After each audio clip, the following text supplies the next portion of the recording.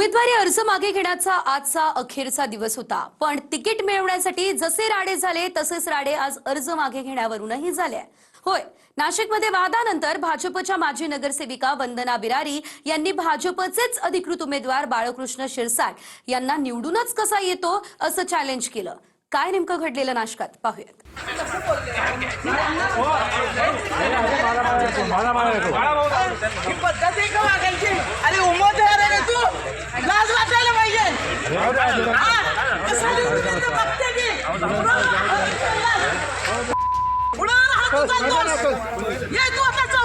तुला कशी मतं पडते? मी ओपन चॅलेंज करते वंदना बिरारी, नाही पाडलं तर वंदना बिरारी नावाची नाही। उमेदवारी अर्ज मागे घेण्याच्या अखेरच्या काही तासात नाशिक पासून ते नागपूर पर्यंत अक्षरशः राडा झाला। नाशिकमध्ये तर भाजपच्या दोन्ही उमेदवारांमध्ये बाचाबाची झाली। प्रकरण धक्काबुक्की आणि शिवीगाळ पर्यंत आलं। त्यानंतर उमेदवारी अर्ज मागे घेतलेल्या देवानंद बिरारी यांच्या पत्नी आणि माजी नगरसेविका वंदना बिरारी यांनी प्रभाग क्रमांक 3 चे उमेदवार बाळकृष्ण शिरसाट यांना निवडूनच कसा येतो असं आव्हानच दिलंय। अरे उमेदवार आहे तू, लाज वाटायला पाहिजे।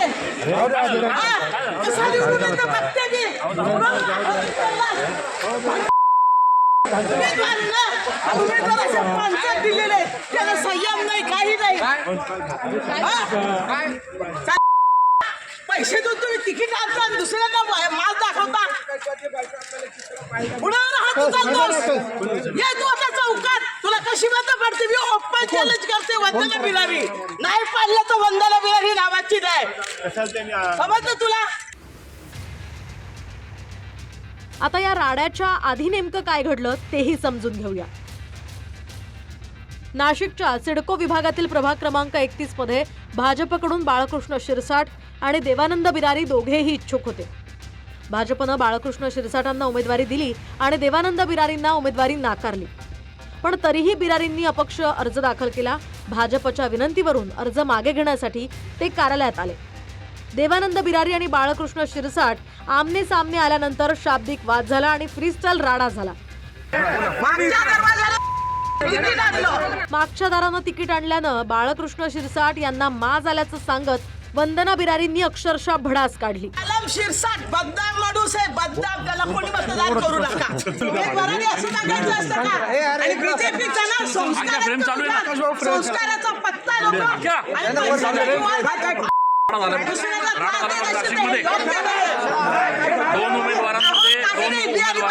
आम्ही दोघं उमेदवारी अर्ज दाखल करताना गोंधळी अर्ज जोडतोय।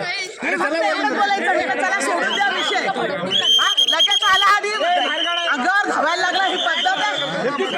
मागच्या दरवाजाला तिकीट आणलं, त्याला त्याचा माज आलेला आहे आणि हे माजाची सत्ता जनता उतरवल्याशिवाय राहणार नाही। तुला एक मतदान नाही होऊ देणार। तेच मागून आला आणि यांना धरायला लागल्यावर ते कार्यकर्ते झाले, मी मागून पळाले। कोण आहेत? मालम शिरसाट बदनाम माणूस आहे, बदनाम, त्याला कोणी मतदान करू नका। तर हाणामारी वगैरे झाली नसून उमेदवारी न मिळाल्यानं वंदना बिरारींना राग आल्याचं बाळकृष्ण शिरसाट म्हणाले। कुठल्याही प्रकारचं काही झालेलं नाहीये।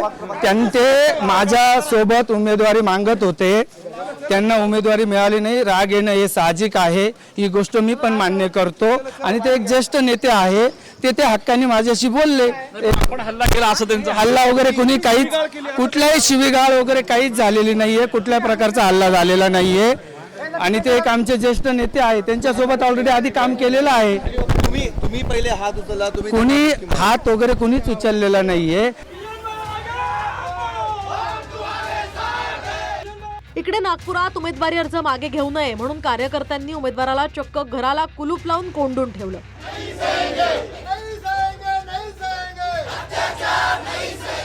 नागपूरच्या प्रभाग क्रमांक 13D मधून भाजपनं किसन गावंडे आणि विजय होले या दोघांनाही एबी फॉर्म्स दिला आणि अखेरच्या क्षणी किसन गावंडेंना अर्ज मागे घेण्याचे आदेश भाजपकडून देण्यात आले।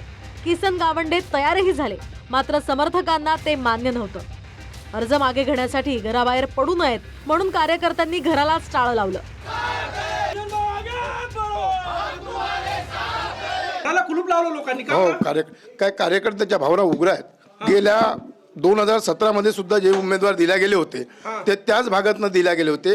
कार्यकर्त्यांची मागणी आहे की या भागातनं एक तरी उमेदवार द्यावा. आता तुम्हाला घरात बंद केलं, तुम्ही बाहेर कसे पडणार? मी विड्रॉ करायला जाण्याकरता निघालेलो आहे, परंतु मला हे जाऊ देत नाहीये. मी कार्यकर्त्यांचा यांच्या सन्मान करतो. कार्यकर्त्यांची समजूत काढण्यासाठी आणि किसन गावंडेंशी चर्चा करायला आमदार परिणय फुकेही गावंडेंच्या घरी आले. टाळं उघडून फुकेंना घरात जाऊ दिलं आणि पुन्हा कार्यकर्त्यांनी टाळं लावलं. जवळपास अर्धा तास चर्चा झाल्यानंतर मुख्यमंत्र्यांशी बोलणं करून देण्याचं ठरलं आणि फुके घराबाहेर पडले. कार्यकर्त्यांचा आग्रह आहे, तुम्ही कार्यकर्त्यांची मतं कधी समजून घेतली जाणार? बघा, हा भारतीय जनता पार्टी हा कार्यकर्त्यांचा पक्ष आहे. कार्यकर्त्यांच्या भावना समजून घेणे ही पक्षाच्या नेत्यांचं काम आहे आणि निश्चितच ते कधी कधी ते थोडं तीव्र होऊन जातात, उग्र होऊन जातात, पण ते सगळे एक दिवसात शांत होतील ही मला खात्री आहे. किसन गावंडेंच्या प्रभाग क्रमांक 13D मधील विकास कामं मार्गी लावली जातील आणि स्वीकृत नगरसेवक पदाचाही शब्द गावंडेंना देण्यात आलाय. त्यानंतर किसन गावंडेंनी उमेदवारी अर्ज मागे घेतला.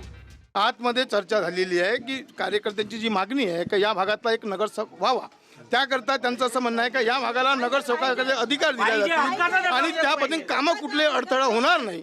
तर त्यांनी मग सीएम साहेबांना फोन लावला. सीएम साहेबांनी बोलून घेऊ, आपण काही चिंता नाही. अपक्ष लढणार नाही, अपक्ष लढणार नाही. सांगतील ना, सांगतील. शक्य आहे, शक्य आहे, शक्य आहे, शक्य आहे. नाही असं सांगितलं आहे, शक्य आहे. माझं काय म्हणणं आहे, नाही कुठल्याही माझं काय म्हणणं आहे, पक्ष नेतृत्व ठरवेल. होऊ शकतं की ते स्वीकृत नगरसेवक देतील. या भागावर अन्याय होणार नाही हे नक्की. नाशिकमध्ये नागपूर सारखंच चित्र पाहायला मिळालं.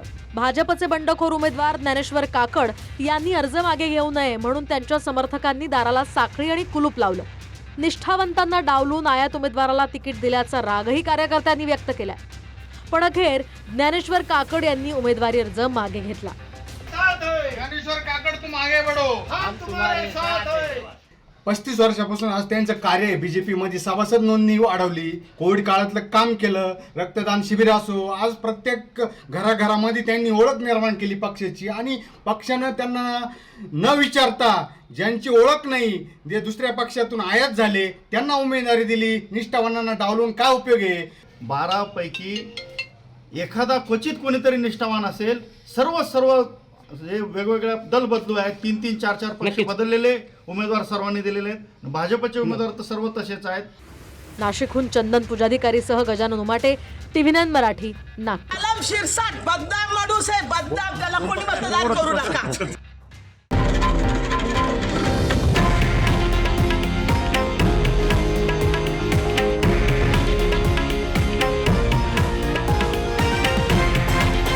हे आहे देशातील नंबर 1 न्यूज नेटवर्क आणि आपण पाहत आहात TV9 मराठी, एकमेव.